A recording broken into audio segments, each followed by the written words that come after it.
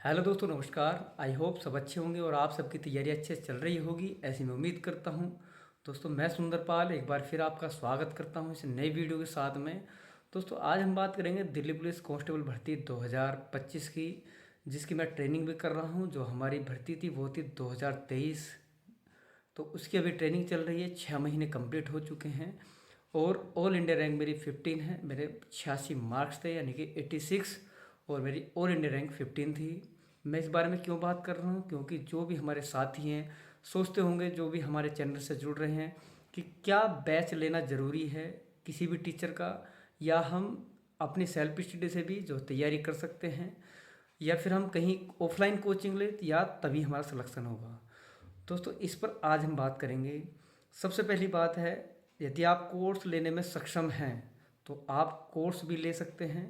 हर एक टीचर अपनी पूरी मेहनत करता है किसी भी कोर्स को लेकर, या फिर किसी भी प्लेटफॉर्म पर वो अपना 100% देता है, चाहे यूट्यूब हो या फिर कोई कोर्स हो। सबसे पहली बात।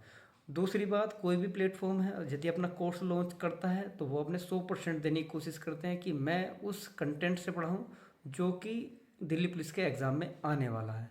अब बच्चा उसको कितना एक्सेप्ट कर पाता है वो बच्चे पर डिपेंड करता है। वो रिवीजन भी कराते हैं, सब चीज़।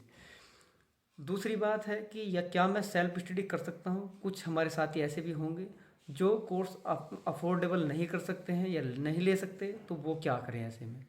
तो भाई, उसके लिए भी फ्री ऑफ कॉस्ट है। यूट्यूब पे बहुत सारा कंटेंट है। आप बुक लीजिए, बुक आप ला सकते हो।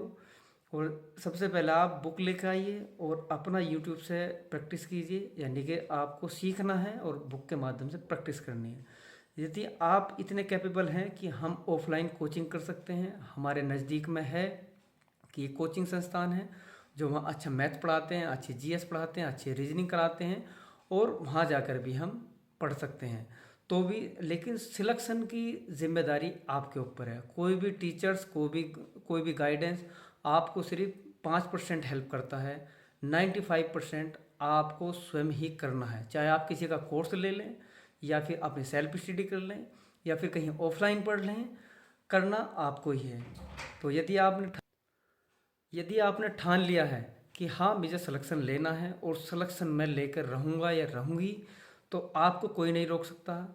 यदि आपको फोर्सफुली किया जा रहा है कि नहीं, तुमको पढ़ना है और नौकरी लेनी है, जब आपके अंदर से ये हो गई ना चीज़ें कि हाँ, मुझे सिलेक्शन लेना है और मुझे पढ़ना है, तो आप सेल्फ स्टडी से भी सिलेक्शन ले सकते हो, जैसे मैंने लिया है। मैंने आज तक किसी का कोर्स नहीं खरीदा, और फ्री ऑफ कंटेंट इतना पड़ा हुआ है यूट्यूब के ऊपर। आप एक टीचर से नहीं, जो है 10 टीचर से पढ़िए।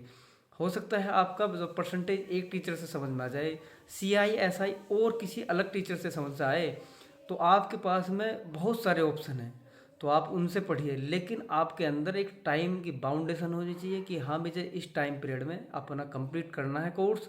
और किस तरीके से करना है ये मैंने कई वीडियो में आपको अपने जो है ना चैनल के माध्यम से बताया है कि हम किस तरीके से इस कोर्स को कंप्लीट कर सकते हैं और कंटिन्यू किस तरीके से हमें पढ़ना है। और मैं पढ़ने के बारे में एक बार और बताता हूँ कि सबसे बेस्ट चीज़ होती है, यदि हम सेल्फ स्टडी कर रहे हैं और यदि हम फ्री ऑफ कॉस्ट पढ़ रहे हैं, यदि हम कोर्स नहीं ले पा रहे हैं, और मैं कहता हूँ कि कोर्स लेने वाले सभी का सिलेक्शन होगा तो 10 लाख कोर्स खरीदे जाएंगे। क्या 10 लाख वैकेंसी है यूपी पुलिस की या फिर दिल्ली पुलिस की? दिल्ली पुलिस में 5,000 6,000 वैकेंसी आएंगी। क्या 5-6 हज़ार ही कोर्स बिकेंगे? लगभग आपके 2 से 3 लाख कोर्स बिकेंगे। क्या उन सबका सिलेक्शन होगा? नहीं। ऐसा नहीं है कि कोर्स लेने के बाद आपका सिलेक्शन श्योर है, लेकिन करना आपको ही पड़ेगा। जो बच्चा कोर्स नहीं ले रहा वो भी श्योरिटी के साथ में सिलेक्शन लेने की जो जो दावेदारी कर रहा है। हमारे साथ में बहुत सारे बच्चे जुड़े हैं, बॉयज़ भी हैं, गर्ल्स भी हैं, जो अभी भी यदि वो मॉक टेस्ट लगा रहे हैं दिल्ली पुलिस का, तो उनके 65-70 के अराउंड आज भी उनके क्वेश्चन बनते हैं। यानी आप मान के चलिए कि 65 और 70 यदि आज मॉक टेस्ट में उनके मार्क्स आ रहे हैं, तो वो अभी 1 साल है जब वो रिवाइज करेंगे, पर्टिकुलर प्रैक्टिस करेंगे इसी माध्यम से, तो वो टॉपर क्यों नहीं होंगे? वो 100 में उनके नाम क्यों नहीं आएंगे? टॉपर क्यों नहीं बनेंगे? क्योंकि उनके पास में अभी सफिशेंट टाइम है। लेकिन उन्होंने एक दृढ़ निश्चय बनाया हुआ है कि हाँ, मुझे नौकरी लेनी है और दिल्ली पुलिस में ही जाना है। जो बच्चा भटकता रहता है कि अब मैं रेलवे का दूंगा, अब मैं एग्ज़ाम, और अब मैं एसएससी जीडी का दूंगा या फिर कोई और एग्ज़ाम आ जाएगा स्टेट का, या फिर मैं दिल्ली पुलिस का भी दे लूँगा, तो वो भटकाव है। क्योंकि हर महीने एग्ज़ाम होते हैं, आपका सिलेबस कंप्लीट हो नहीं पाता। सबसे पहले आपको अपना सिलेबस कंप्लीट कीजिए, फिर आप सभी एग्ज़ाम के फॉर्म भरिए, जो भी भर्तियाँ आती हैं उन सब का एप्लीकेशन फिल कीजिए और अपने एग्ज़ाम दीजिए। लेकिन जब तक आपका अभी तक आपका कोर्स ही कंप्लीट नहीं हुआ, आपका सिलेबस कंप्लीट नहीं है, और यदि आप बहुत सारे एग्ज़ाम जो है ना, मतलब बहुत सारी नौकरियों का फॉर्म फिल कर देते हैं, तो आपको सिर्फ एग्ज़ाम देने की फुर्सत है, आपको ना तो सिलेबस कंप्लीट हो पाता और ना ही सिलेक्शन हो पाता। सबसे बड़ी समस्या यही है आज की डेट में, कोई भी इस चीज़ को नहीं बता पा रहा है, जो भी गाइडेंस दे रहा है कि भाई समस्या कहाँ है।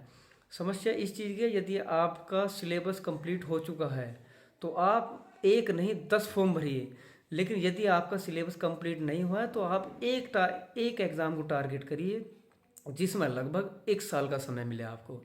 जैसे कि हमारे सामने दिल्ली पुलिस है, दिल्ली पुलिस के सामने हमारे पास 1 साल का समय है, तो इसी उसके बहाने हमारा पूरा सिलेबस कंप्लीट होगा, मैथ भी कंप्लीट होगा, रीजनिंग भी कंप्लीट होगी और जीएस भी कंप्लीट होगी।